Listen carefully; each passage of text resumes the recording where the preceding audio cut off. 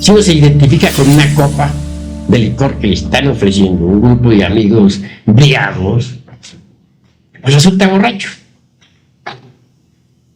Y si uno se identifica con una persona del sexo opuesto en un momento dado, pues resulta fornicando. Y si uno se identifica con un insultador que lo está hiriendo a uno con la palabra, resulta uno también insultando. ¿A ustedes les parece cuerdo que nosotros, que somos gentes, bueno, aparentemente serios, ¿no? Si resultemos insultando, ¿ustedes creen que eso estaría bien? Si uno se identifica con una escena, por ejemplo, de puro sentimentalismo llorón, donde todos están llorando amargamente, pues uno también resulta con sus buenas lágrimas. ¿Ustedes creen que eso está correcto? Que otros nos pongan a llorar así porque nos dio su gana. Entonces, esto que estoy diciéndoles a ustedes es indispensable si es que ustedes quieren autodescubrirse. Es indispensable, porque si uno se identifica completamente con una escena, pues quiere decir que se ha olvidado de sí mismo, se ha olvidado del trabajo que está haciendo.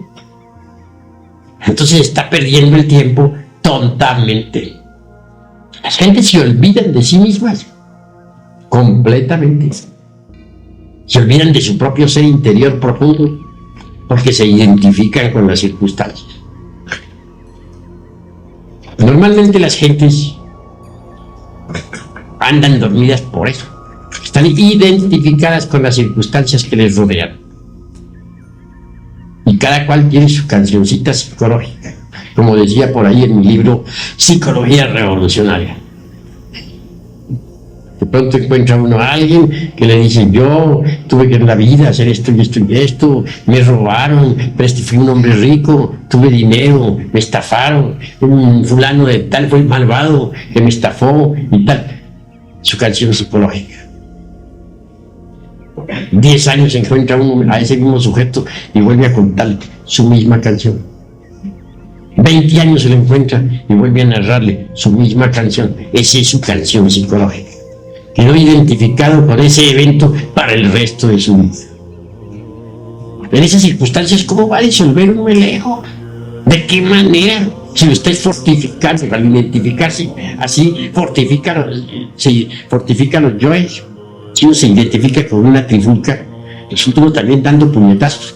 Me viene a la memoria el caso por ahí de un boxeo, un campeón peleando contra otro en Estados Unidos, y al final todos los espectadores terminaron dándose golpes unos por otros, perfectamente locos, todos dándose de puñetazos unos contra otros, todos resultaron boxeadores. Observen ustedes lo que es la identificación. He visto de pronto a una dama viendo una película donde los actores lloran, bueno, lloro fingido, claro está, ¿no? Pero aquella dama que está contemplando la película resulta llorando también, terriblemente, en un estado de angustia espantosa. Vean ustedes lo que es la identificación. ¿Qué ha hecho esa pobre mujer que se ha identificado con esa película? Pues ha creado al héroe de la película, o a la heroína, un nuevo yo que ha creado dentro de sí.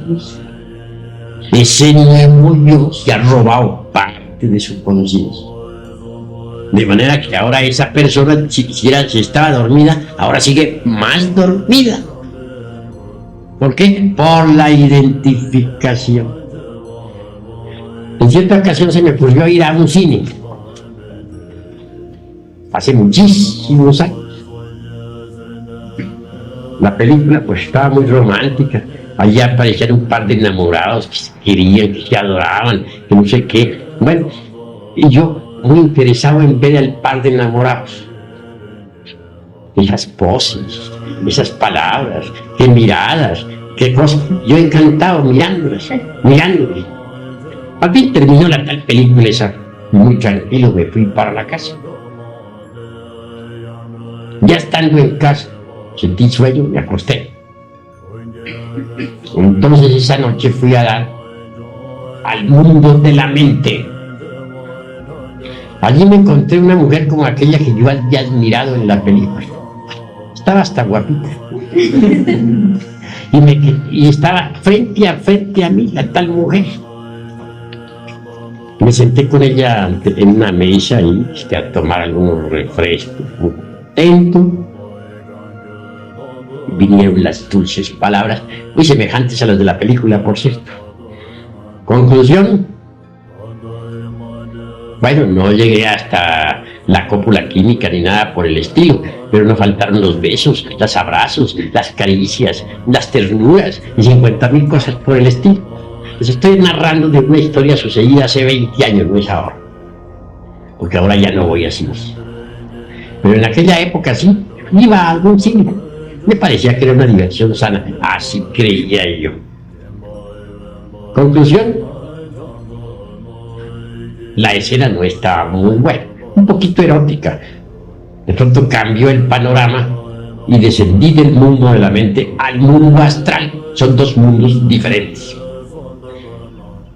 Ya al llegar al mundo astral me encontré dentro de un gran templo y pude verificar que un maestro me había estado analizando.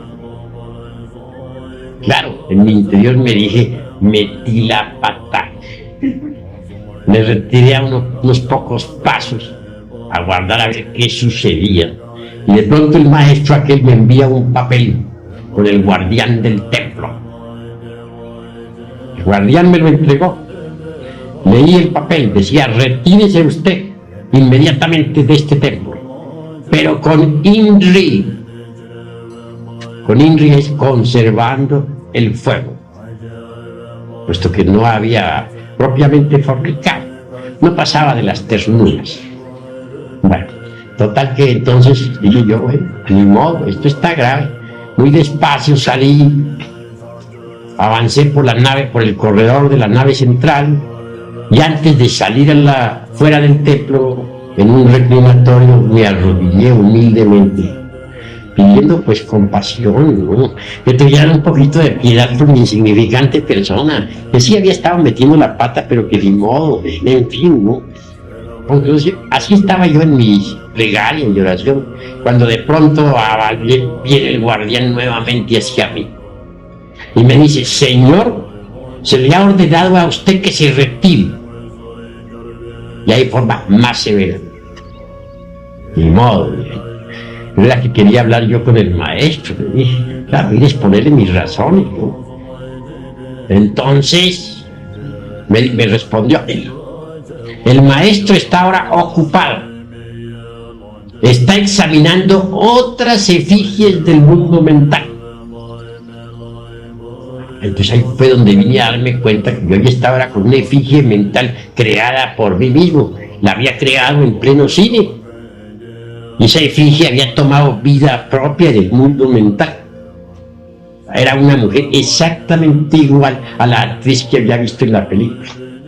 Total que en mi pobre mente la había reproducido.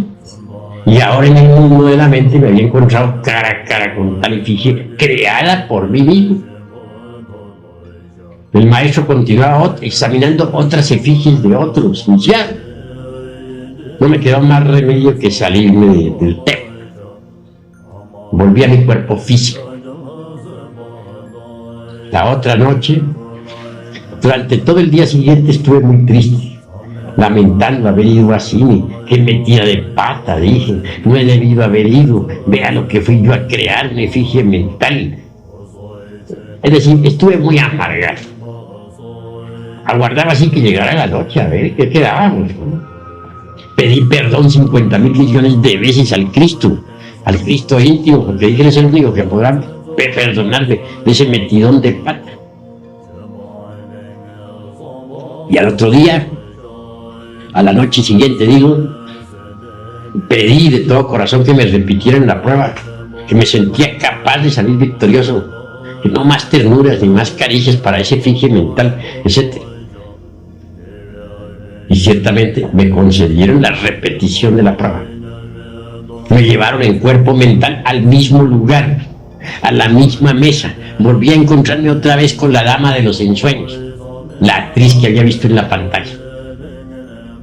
Ya iban a empezar las ternuras nuevamente y me acordé de la cuestión. Inmediatamente desenvainé la espada flamígera y dije: conmigo tú no puedes, tú no eres más que una forma mental creada por mi propia mente. Y ahí mismo hice uso de la flamígera, volví pedazos ese efigie mental, se volvió polvo.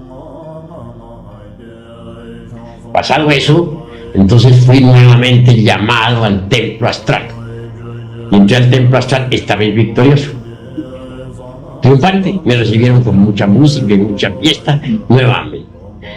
Después vinieron las instrucciones diciéndoseme que no volviera a cine, porque podría perder la espada. Me llevaron en astral a mostrarme lo que son los cines, y que estaban llenos de efigies mentales, las efigies que dejaban los espectadores. Que todo lo que uno está viendo ahí en pantalla, sobre todo cuando es morboso, todo eso se reproduce en la mente de las gentes, las mismas figuras, las mismas formas. Y los que salen dejan multitud de formas mentales en esos antros de la magia negra. Conclusión: se me dijo que en vez de estar viendo cines, repasara mis vidas anteriores, que eso era más útil que estar yendo a esos cines. Yo cumplí con la orden, pues claro, y dejé de ir a cines. Pero ¿qué fue lo que me perjudicó? Pues haberme identificado con aquella película que estaban dando. Me pareció tan interesante, y la dama aquella me pareció tan hermosa en aquella época, que yo mismo llegué a sentirme siendo el galán, y no el de la pantalla, sino yo. Resultado: fracaso. Eso sucedió hace 20 años, pero no, unos 22 años, pero no se me ha olvidado. Uno nunca debe identificarse con nada de lo que vea en la vida, con las circunstancias, con los eventos desagradables, nada. Todo pasa, todo pasa.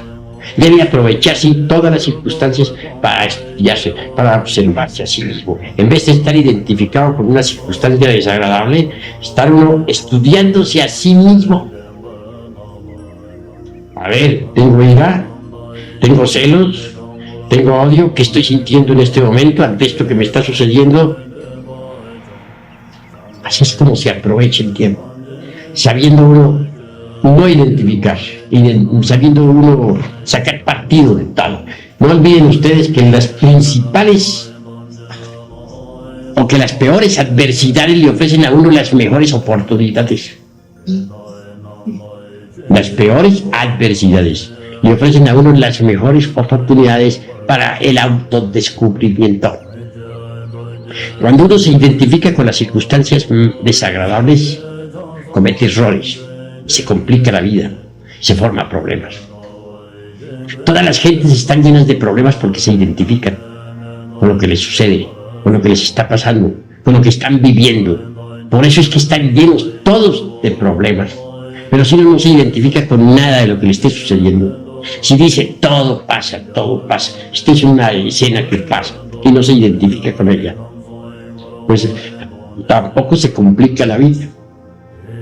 Pero a la gente le encanta complicarse la vida. Si alguien le hiere con una palabra dura, reacciona con violencia. A todos les gusta complicarse la existencia. Y mientras más se reaccione con violencia, pues peor. Más dura se pone la cuestión. Más trabajoso se vuelve todo.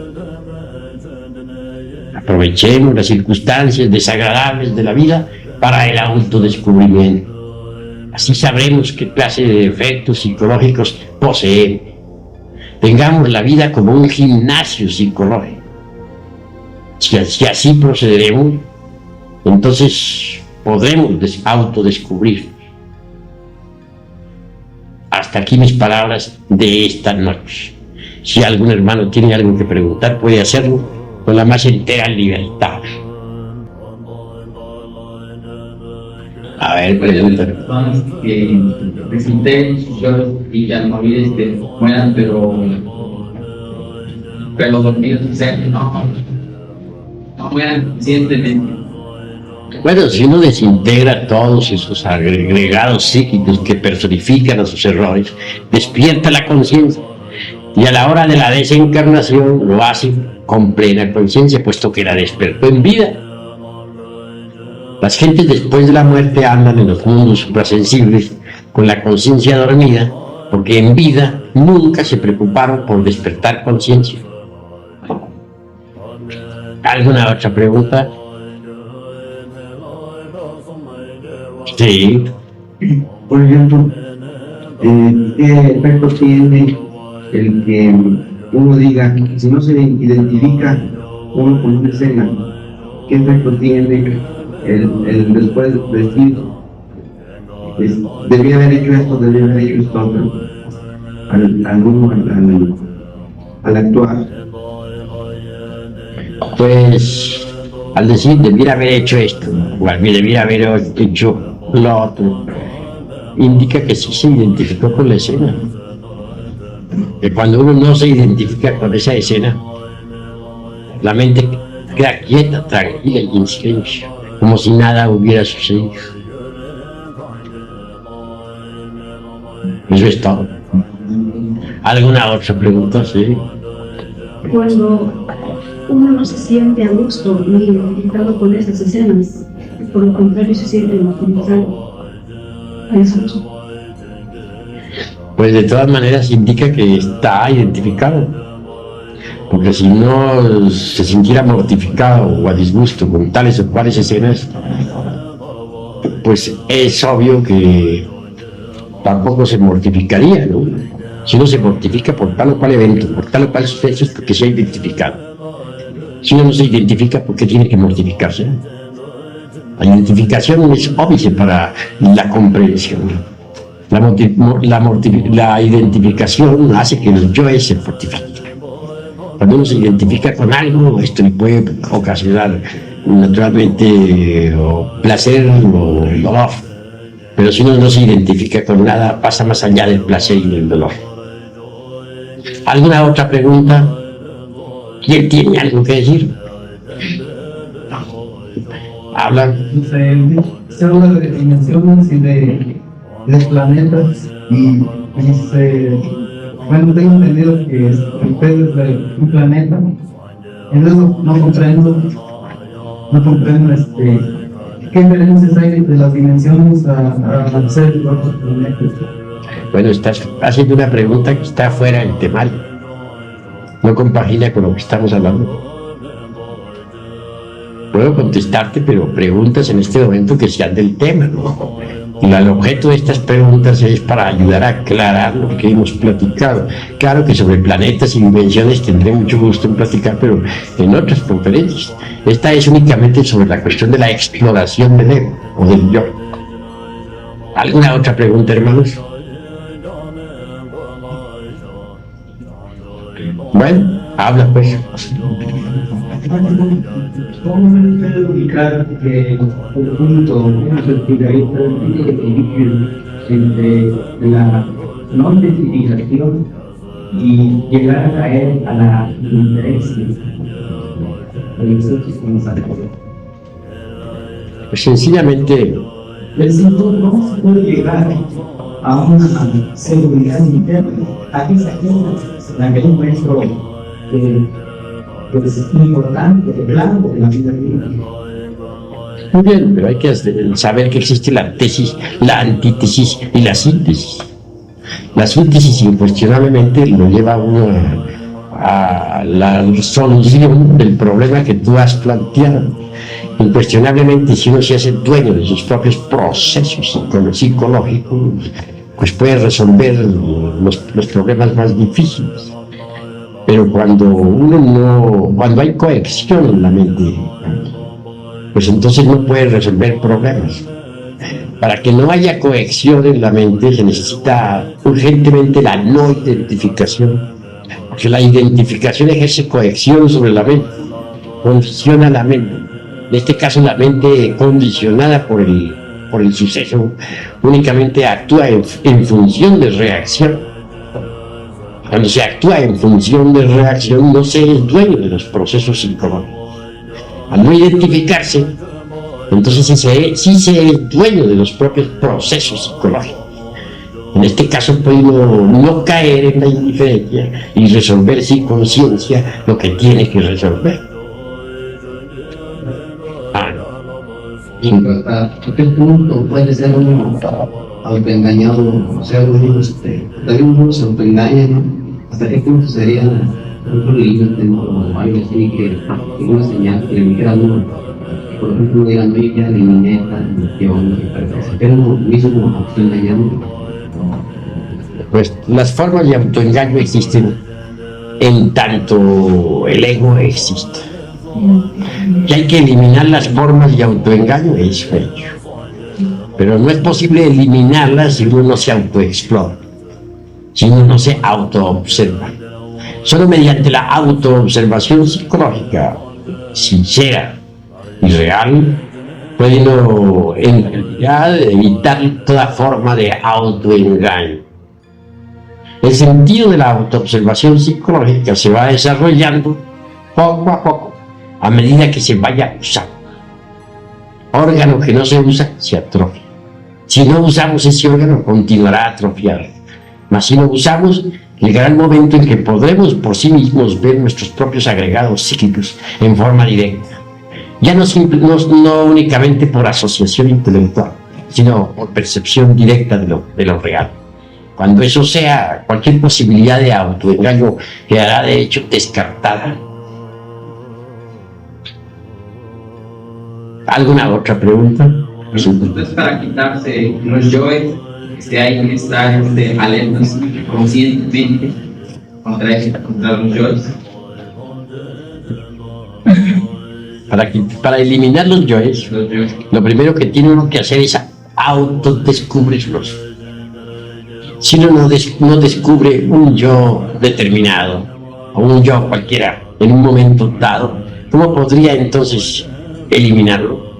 Primero tiene que descubrirlo, y no podría descubrirlo si no se autoobserva. Se hace necesario verse a sí mismo en acción. Solo viéndose en acción viene uno a descubrir que tiene tal o cual yo.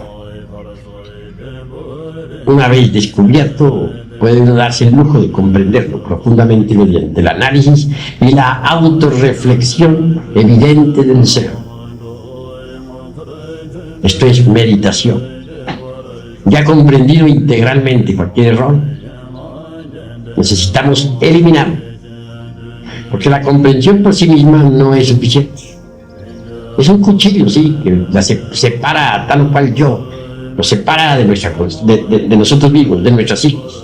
Es el cuchillo de la conciencia que es el agregado. Pero ese agregado continúa convertido en demonio tentador, buscando la forma de acomodarse nuevamente en cualquiera de los 5 cilindros de la máquina orgánica. Se necesita desintegrarlo. La desintegración solamente es posible apelando a un poder que sea superior a la mente, porque la mente por sí misma no es capaz de desintegrar ningún defecto. Podrá esconderlo de sí misma y de los demás, podrá pasarlo de un departamento a otro del entendimiento, podrá rotularlo con cualquier nombre, podrá justificarlo o condenarlo, mas jamás alterarlo fundamentalmente. Se necesita de un poder que sea superior a la mente. Ese poder existe en todos los seres humanos. Es el Kundalini o la Kundalini. La Kundalini es digamos, la madre cósmica, particular, individual de cada uno de nosotros. Una variante de nuestro propio ser, pero derivado. Solo ese poder de la Divina Madre Kundalini, que es una variante, repito, de nuestro propio ser, o Dios Madre en nosotros, puede desintegrar cualquier defecto que previamente hayamos comprendido en forma íntegra. Y ahí pues el camino, o la técnica o la didáctica que conduce a la desintegración de los elementos indeseables que cargamos en nuestro interior. ¿Alguna otra pregunta? Pues, ¿qué relación hay entre la obra de Kundalini y la espada de Eros? ¿O se relaciona la espada con la voluntad? ¿O qué espada es la que desintegra transformaciones mentales. Bueno, la espada flamígera se le entrega al iniciado para su defensa. Representa la voluntad. Es el resultado de las transmutaciones de la energía creadora del tercer law.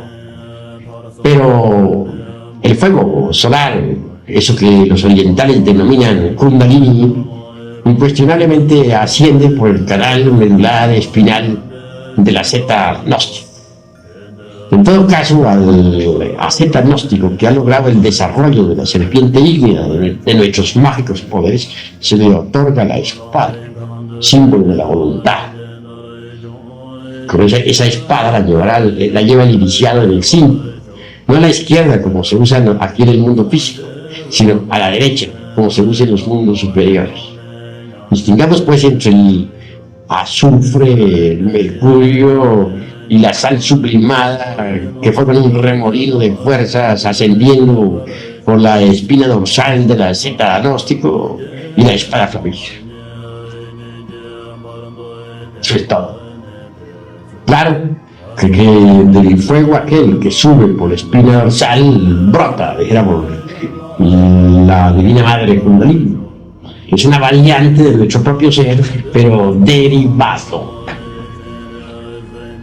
¿Alguna otra pregunta?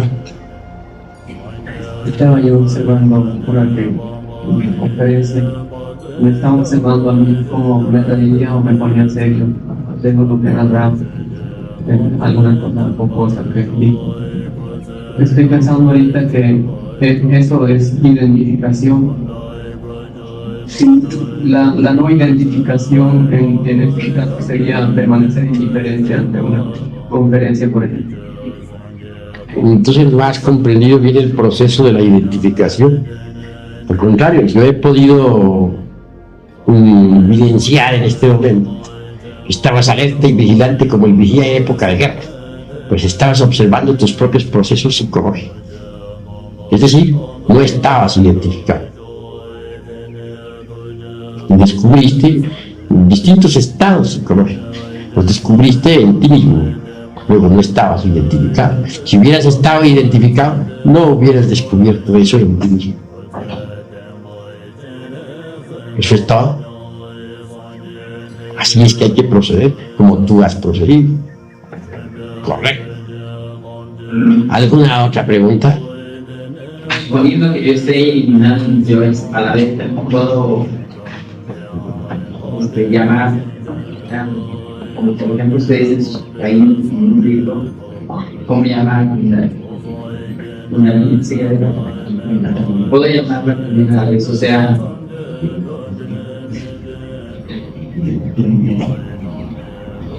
Bueno, se puede invocar a la Divina Madre Kundalini, se puede llamar cuando uno ya está dispuesto a eliminar, pero antes de eliminar hay que comprender aquello que va a eliminar.